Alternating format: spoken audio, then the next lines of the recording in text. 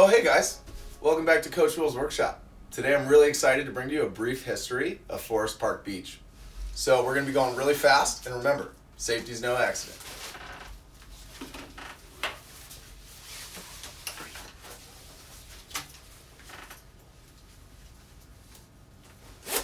Alright, let's go. Alright, take a look at the timeline of today's brief history of Forest Park Beach. And while you look at that, I'm going to tell you briefly about the sources we used.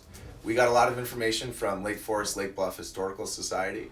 We got a lot of information also from Archives of the Lake Forest Leader and the Chicago Tribune, and then other newspapers and magazines, especially for the different construction projects. And we got info from those engineering firms' websites. So that will all be listed at the end.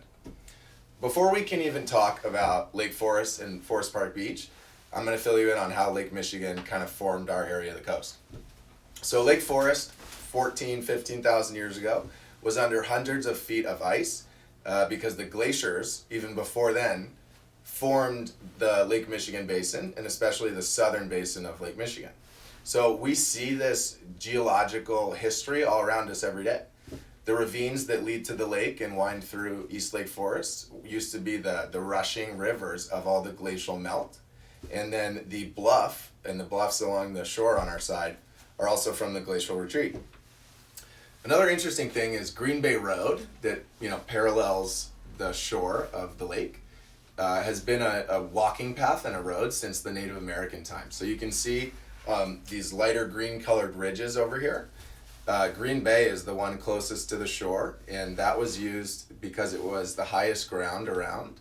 The land was a lot different. It was wetter back then, and we still use that as one of our main thoroughfares today. So in 1836 is when the last of the Potawatomi Native Americans that were living here in where Lake Forest is today, that's when they left because of federal acts, and then Lake Forest became a town in 1856. When that happened, the people who created Lake Forest in conjunction with Lake Forest College, they recognized the importance of the lakefront, and even then set aside about 30 acres at the time, which would 4 or 5 years later in 1861 become Forest Park Beach, even back then. So as you can see in this picture, in 1880 they were building piers to use the lake even then, and shortly thereafter O.C. Simmons, who designed Fort Sheridan Army Base, he then designed Ring Road, which is the access road at the top of Forest Park that we all use today, and he designed that so that residents of Lake Forest at the time could bring their guests, because they were so proud of living on the lake there, so they could bring their guests to the bluff in their horse-drawn carriages that they couldn't access before Ring Road was built. So even back then, people were always showing off our beautiful lakefront. So the next exciting thing to happen, or almost happen, at Lake Forest Beach was in 1909. So those history buffs out there probably know of Charles Burnham's plan, or Chicago's plan, of 1909. And from Wikipedia, it recommended an integrated series of projects, including new and widened streets, parks, new railroad and harbor facilities, and civic buildings. So interestingly enough, Lake Forest actually was a big part of this plan. Residents in 1910, Lake Forest residents, created a plan called the Proposed Development of the Lakeshore. And wait until you see what these residents in 1910 were thinking of for the lakeshore. So here you see just the beginning of the plan. You can look at that, we'll link it. And this is what I'm the most excited about. They basically envisioned this massive recreational boating lagoon, right? So right up my alley. It was going to be 15 feet deep and big enough for sailboat races to happen inside the lagoon and to have protected waters for recreation. And then also, as we'll see in these pictures, they still had swimming beaches separate from the lagoon. This picture is actually what the beach looked like at the time. And then they had breakwaters, a few on each side of the lagoon, for swimming beaches that were supposed to be only like 3 or 4 feet deep. So I think we know a lot more about how the sand moves up and down our shore now than we did in 1910, but this was a pretty cool idea. And it shows again that the residents have always really known the beach and the lakefront is a special place with a lot of potential. So, that being said, if any of you guys out there work for, maritime construction companies or anything and have me watching this and, want to put a plan together, We'll leave my email right over here. Thanks. So even though Burnham's plan and the Lake Foresters' proposed development of the lakeshore didn't turn out in 1910, Burnham definitely was on the right track with valuing the lakefront. From Burnham, the lakefront by right belongs to the people. Not a foot of its shores should be appropriated to the exclusion of the people. And then the plan recommended expanding the lakefront by filling it with landfill, mostly down in Chicago and then up in Lake Forest as well. And then also building out the harbor system, which eventually did happen. And this is what chillin' looks like at Lake Forest Beach in 1927. They got a pier and a safety boat. So, yeah.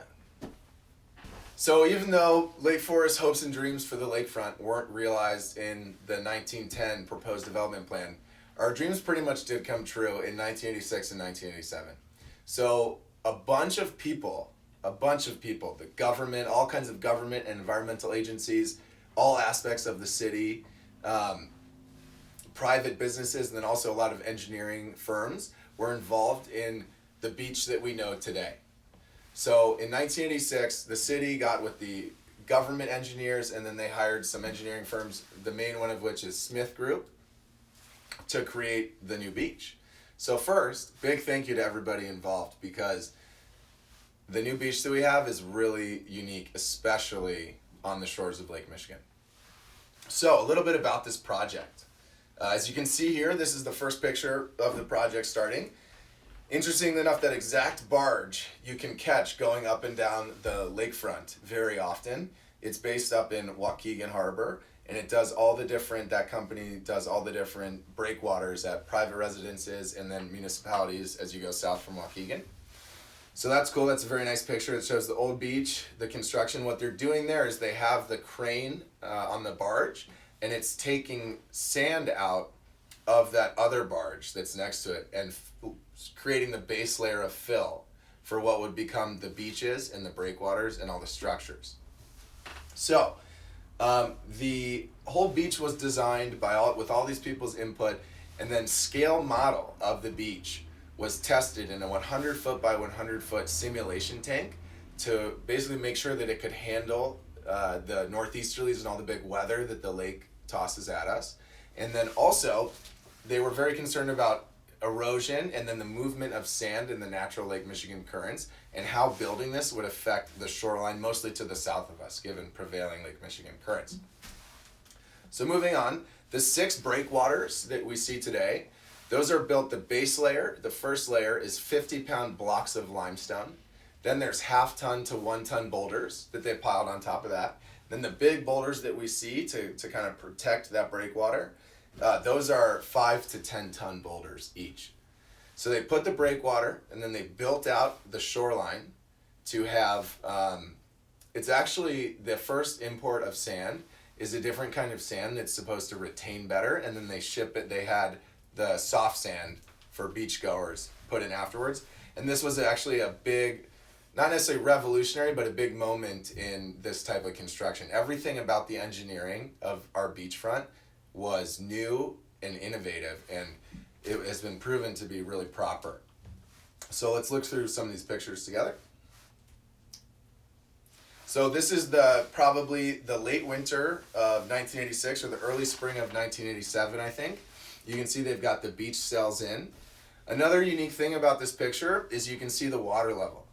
1987 had the record high water level for Lake Michigan up until very recently. As many of you know, we've been dealing with high water level issues that aren't going away.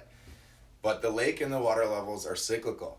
It's a blessing in disguise that our beach was built and designed during the most recent record highs in the late 80s, because we really are better prepared for the high water levels we're seeing today than any other beachfront or any other area of the lakefront that we have around us today. So the breakwalls were initially built about 300 feet out from shore, and at the time that was only about 10 feet deep of water. The whole construction project added a bunch of stuff. So they added a concession stand, the beach house, the launch basin and harbor. They added the actual swimming beaches. They had playgrounds. they had the boat storage compound, and this is when the beach we know today really became the beach. That first open season of 1987 saw record attendance, and they had over 200,000 unique visits that first season that they opened. The mayor at the time was this guy named Pete Cummins, and Mayor Pete said to the Chicago Tribune, he said, either we'll look like heroes or goats. I think we're going to look like heroes. Well, Mayor Pete, I think you are a hero, man, and I also think you're a goat, the greatest of all time. So we have all these new amenities down here. Everybody loved it. We also got blessed with Harbor Master Mike Perry. If you've ever launched a boat or gone on your friend's boat or walked down near our harbor at any point in season, you know Harbor Master Mike. Harbor Master Mike has been running the daily operations of the launch basin since every season, since opening in 1987. Maybe we'll get Harbor Master Mike to the workshop here for an interview one of these days.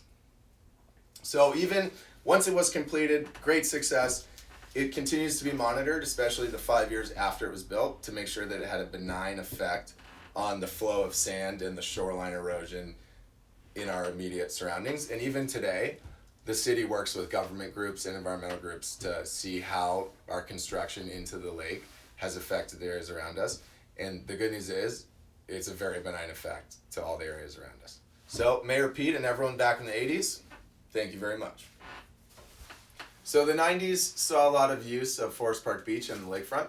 The next big event that happened was in 2008 when the Lake Forest Garden Club gifted the city a conceptual master plan for Forest Park Beach. So the idea of the master plan was to restore, enhance, and preserve Forest Park. $3.2 million was raised and efforts began. They restored natural areas, got rid of invasive species, opened up viewing vistas along Ring Road up top there, and they reintroduced the walking pathways closer to the south end of Forest Park, as well as repairing a lot of the infrastructure. So that was completed in 2015 and was only possible by donations and partnerships with the residents of town. And it's a really nice place to go walk. It's still open even amid the current lockdown, national lockdown. You can still go for a walk and social distance up top at Forest Park, and it's a really great place. So recently, the lakefront has seen a lot of changes and restoration, especially with the hills and the bluffs and the erosion and stuff like that. We're not going to get into that here. What we're going to do is leave you with this. Stay tuned for our next video.